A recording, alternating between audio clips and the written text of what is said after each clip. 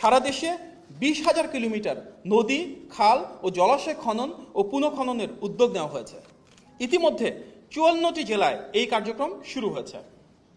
বৈশ্বিক জ্বালানি সংকটের মধ্যেও সরকার জ্বালানি তেলের দাম না বাড়িয়ে এখন পর্যন্ত সর্বোচ্চ নিয়ন্ত্রণে রেখেছে। যেখানে বিশ্বজুড়ে জ্বালানি তেলের দাম বৃদ্ধি করা হয়েছে, তার বিপরীতে বাংলাদেশে জনস্বার্থে ভর্তুকি বৃদ্ধি, বিকল্প উৎস থেকে ক্রয়ের উদ্যোগ, দ্বিপাক্ষিক ও বহুপাক্ষিক কূটনীতিতে তেলের সংস্থানকে প্রাধান্য প্রদান এবং আন্তর্জাতিক দর কষাকষিতে বিশেষ গুরুত্ব, এই বহুমুখী পদক্ষেপের ফলে সামগ্রিকভাবে যে কোনো দেশের তুলনায় বাংলাদেশের তেলের দাম যথেষ্ট কম রয়েছে। Hire Google TV. Smart living powered by Homey AI. জাতীয় রুফটপ সোলার কর্মসূচি ও নেট মিটারিংয়ের মাধ্যমে মোট 35 মেগাওয়াট বিদ্যুৎ জাতীয় গ্রিডে যুক্ত করা হয়েছে। সরকার 2030 সালের মধ্যে নবায়নযোগ্য জ্বালানি ও বিশেষ করে সোলার বা সৌরশক্তি ব্যবহার করে 10,000 মেগাওয়াট বিদ্যুৎ উৎপাদনের লক্ষ্য নির্ধারণ করেছে। জ্বালানি নেওয়ার জন্য ফুয়েল কার্ডের পাইলটিং প্রজেক্ট ইতিমধ্যে চালু করা হয়েছে। সরকারের একটি অগ্রাধিকার হচ্ছে দ্রব্যমূল্য নিয়ন্ত্রণে রাখা। প্রতিকূল বৈশ্বিক ও দেশীয় অর্থনৈতিক পরিস্থিতির মধ্যে পবিত্র রমজান মাসে এবং এখনও অন্যান্য বছরের তুলনায় দ্রব্যমূল্য নিয়ন্ত্রণে রাখা সম্ভব হয়েছে। একই সঙ্গে তারল্য সংকট থাকা সত্ত্বেও খাদ্যপণ্য ও নিত্য প্রয়োজনীয় দ্রব্যের আমদানি অব্যাহত রাখা হয়েছে, ফলে অভ্যন্তরীণ বাজারে কোনো সংকট তৈরি হয়নি এবং মূল্যস্ফীতি নিয়ন্ত্রণে রাখা গিয়েছে।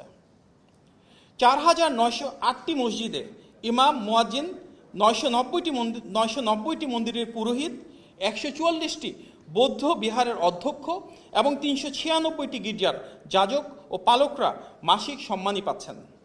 এই কার্যক্রম পর্যায়ক্রমে সব মসজিদ ও ধর্মীয় উপাসনালয়ে বাস্তবায়ন করা হবে ইনশাল্লাহ। মাননীয় প্রধানমন্ত্রীর হিন্দু, বৌদ্ধ, খ্রিস্টান ও নৃগোষ্ঠী বিষয়ক বিশেষ সহকারী নিয়োগ দেওয়া হয়েছে, যার মাধ্যমে সব ধর্ম, বর্ণ নির্বিশেষে সকলের অধিকার প্রতিষ্ঠার পথে একটি গুরুত্বপূর্ণ পদক্ষেপ এটি। ঈদুল ফিতরের সময় বাংলাদেশে অসহায় ও গরিবদের ত্রাণ ও উপহার বিতরণ করা হয়েছে। প্রাতিষ্ঠানিকভাবে ইসলামিক স্কলার ও অংশীজনদের সাথে আলোচনার ভিত্তিতে জাকাত ব্যবস্থার আধুনিকায়ন করে দারিদ্র্য বিমোচনের উদ্যোগ নেওয়া হয়েছে। শীঘ্রই প্রবাসীদের জন্য প্রবাসী কার্ড চালুর উদ্যোগ নেওয়া হয়েছে। বিগত বছরগুলোর তুলনায় এবছর হজ যাত্রায় ইতিমধ্যে 12,000 টাকা কমানো হয়েছে। প্রথমবারের মতন দেশের মাটিতেই নুসুক হজ কার্ড প্রদান করা হয়েছে। দেশের সব মন্ত্রণালয় ও সরকারি অফিসে শূন্য পদে 4,68,220টি যে পদ রয়েছে, সেটি পূরণের জন্য 6 মাস, 1 বছর ও 5 বছর মেয়াদী কর্মপরিকল্পনা প্রণয়ন করা হয়েছে, যার মূল উদ্দেশ্য কর্মসংস্থানের সাথে সমন্বয় রাখা।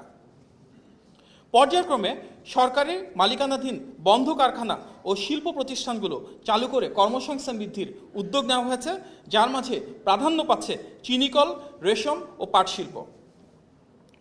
স্বল্প ব্যবহৃত ইকোনমিক জোন, ইপিজেড, বিসিক এলাকা, হাইটেক পার্ক ও ইন্ডাস্ট্রি ক্লাস্টারের তালিকা প্রস্তুত করে সেখানে সম্ভাবনাময় ব্যবসা ও স্থানীয় বিশ্ববিদ্যালয়ের সাথে ইকোসিস্টেম তৈরি শুরু করা হয়েছে। সরকার দেশের অর্থনৈতিক উন্নয়নকে অধিকতর শক্তিশালী, স্থিতিশীল ও অন্তর্ভুক্তিমূলক করার লক্ষ্যে ইতিমধ্যে একগুচ্ছ বিশেষ পদক্ষেপ গ্রহণ করেছে।